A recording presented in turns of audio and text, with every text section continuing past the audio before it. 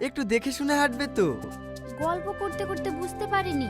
আরে ওয়াসিম তুই, তোকে অনেক ধন্যবাদ। তুই শবনমকে না ধরলি কি যে হয়ে যেত। তোদের সঙ্গে এইভাবে দেখা হবে ভাবতেই পারিনি। হ্যাঁ ভাই, আমরা এখন স্কুল ফ্রেন্ডের মতোই আছি। সে তো খুব ভালো। এবার থেকে রাস্তাঘাটে দেখে শুনে চলাফেরা করবি। তুই কোথা থেকে আসছিস? একটা বড় কোম্পানিতে ম্যানেজার পদে চাকরি পেয়েছি।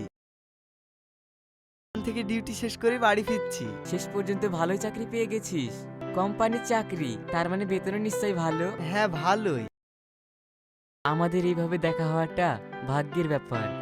হ্যাঁ তুমি ঠিকই বলেছো, আমাদের পুরনো বন্ধুর সঙ্গে এইভাবে দেখা হলো। বন্ধু, চাকরি পেয়েছিস বলে ভুলে যাস না, ফোন টোন করিস। তোদের দুজনের মোবাইল নম্বর আগেরটা আছে তো? আমার আগের নাম্বারটাই আছে, শামিমের নাম্বারটা চেঞ্জ করেছে। আমি তোমাকে ওর নাম্বারটা হোয়াটসঅ্যাপে পাঠিয়ে দেব। ঠিক আছে, পাঠিয়ে দিও। ফোন টোন করিস ভাই। হ্যাঁ হ্যাঁ করবো, চল আবার দেখা হবে।